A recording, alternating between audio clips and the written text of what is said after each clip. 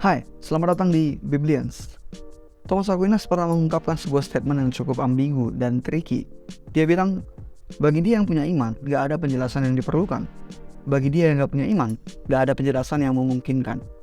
Well, ungkapan ini terdengar naif ya, karena dia bilang orang yang beriman gak butuh penjelasan atau pengertian apapun. Why? Dan ungkapan tersebut semakin kontras saat disandingkan atau dibandingkan dengan ungkapan teolog besar lain, yaitu Saint Augustine, Santo Agustinus.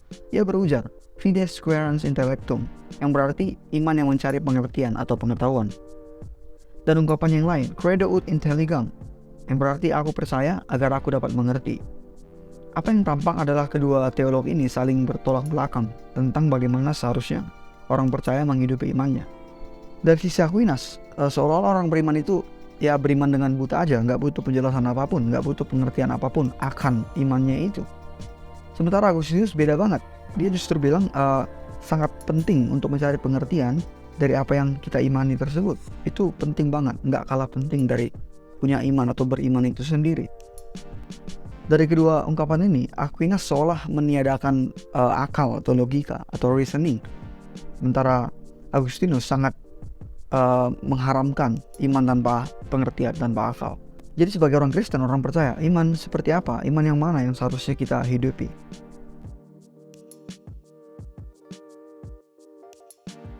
Thomas Aquinas lahir pada 28 Januari 1225 di Roccasecca, Italia. Dan ia wafat pada 7 Maret 1274 di Abbazia Fossanova, Italia.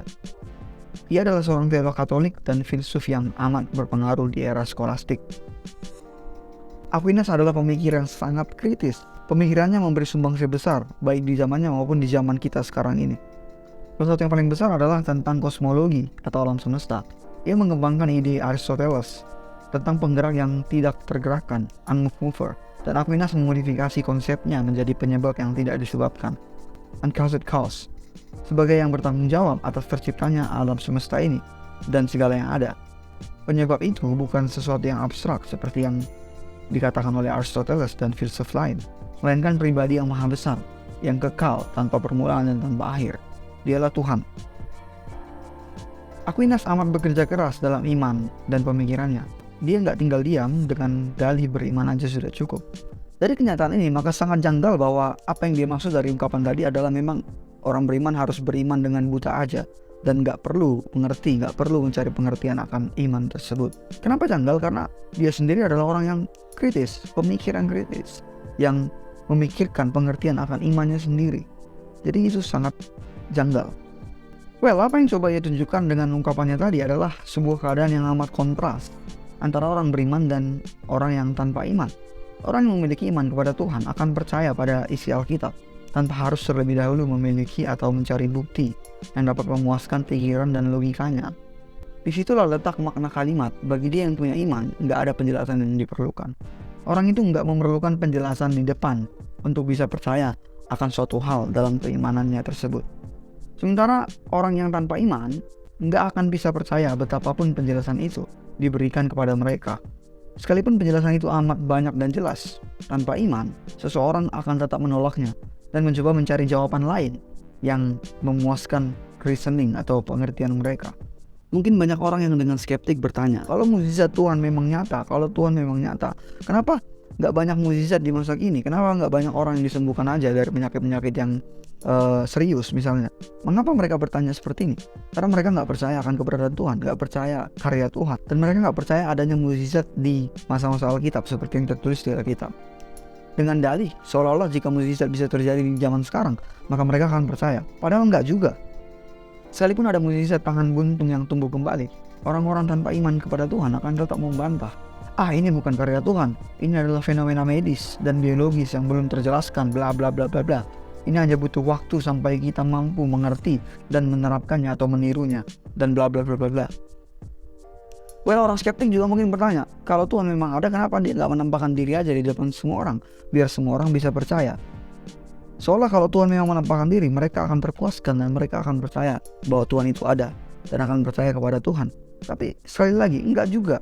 Kalaupun Tuhan menampakkan diri di depan orang-orang skeptik, orang-orang ateis, mereka belum tentu percaya. Bahkan mereka akan bilang, wah, aku barusan berhalusinasi melihat sosok aneh. Mereka akan berkata begitu. Jadi Aquinas memberikan penekanan. Pada dasarnya mempercayai suatu hal tidak harus didahului penjelasan atau bukti empiris yang memuaskan reasoning atau logika atau akal kita. Karena sekalipun ada bukti yang jelas, kalau tanpa iman, orang akan tetap menolak dan mencari jawaban lain yang tidak berlawanan dengan logikanya. Bagi orang yang memiliki iman, mereka mungkin akan mempertanyakan, bukan gak boleh mempertanyakan, tapi mereka bukan mempertanyakan iman itu, melainkan penjelasan akan iman itu. Semisal, orang percaya Yesus itu Tuhan, tapi dia tetap bisa mencari dan mempertanyakan penjelasan terhadap poin itu. Poin Yesus itu Tuhan. Itulah yang dilakukan Aquinas. Dia percaya Tuhan yang menciptakan alam semesta ini. Tetapi setelah itu dia juga mencari pengertian dan penjelasan bagaimana mungkin alam semesta ini diciptakan oleh Tuhan dan bukan yang lain atau mungkin selalu ada. Jadi iman yang benar bukan iman yang buta. Kita mengerti ini dari Aquinas. Kita harus tetap mencari pengertian dari apa yang kita imani. Dan mungkin mempertanyakan penjelasan atau poin-poin penjelasan dari iman tersebut. It's okay, gak apa-apa. Itu menandakan iman kita serius, bukan iman yang buta, yang gak mau tahu kemudian.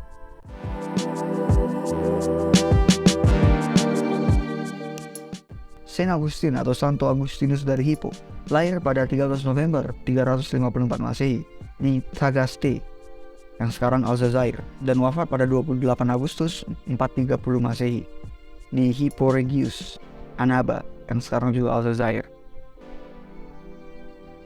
Ia adalah seorang bapak gereja yang banyak memberikan fondasi bagi perkembangan gereja mula-mula dan filsafat barat. Santo Agustinus sangatlah menekankan iman yang mendahului pengertian, seperti ungkapan dia, Fides querens intellectum, iman yang mencari pengertian atau pengetahuan, dan credo ut intelligam, aku percaya agar aku bisa mengerti. Orang percaya nggak boleh memiliki iman yang buta. Percaya akan suatu hal tanpa ingin memiliki pengertian akan iman tersebut, akan hal tersebut, itu iman yang kosong. Bukan tanpa alasan Agustinus amat menekankan hal ini. Karena di zaman dia sangat banyak pengajaran yang menyimpang, yang menyesatkan bagi orang-orang percaya di zaman gereja mula-mula kala itu. Sebagian pengajaran itu terang-terangan menentang kekristenan, tapi sebagian lain menyusup ke dalam dan mengaku sebagai kekristenan juga. Sebut saja salah satu lawan utama gereja mula-mula, yaitu Gnostik, yang menyusup masuk ke dalam kekristenan dengan menyerupakan ajaran mereka dengan ajaran kekristenan. Gak heran Agustinus sangat mementingkan iman yang mencari pengertian. Karena tanpanya itu adalah iman yang buta, iman yang kosong. Dan iman yang buta atau kosong sangatlah lemah dan akan membuat seseorang mudah diombang-ambingkan, bahkan disesatkan oleh rupa-rupa pengajaran yang ada di sekitar mereka. Well, firman Tuhan juga jelas menekankan hal ini. Dalam Efesus 4 ayat 14 dikatakan, sehingga kita bukan lagi anak-anak yang diombang-ambingkan oleh rupa-rupa angin pengajaran, oleh permainan palsu manusia dalam kelicikan mereka yang menyesatkan. Jadi apa yang ditekankan Agustinus adalah sangat penting, bahwa iman kita jangan iman yang kosong, yang buta, yang ya beriman aja, kalau ditanya nggak tahu, kalau diminta penjelasan nggak ngerti, aku percaya aja. Ya itu tampaknya rohani, tapi padahal ngeroh, sosok ngeroh begitu.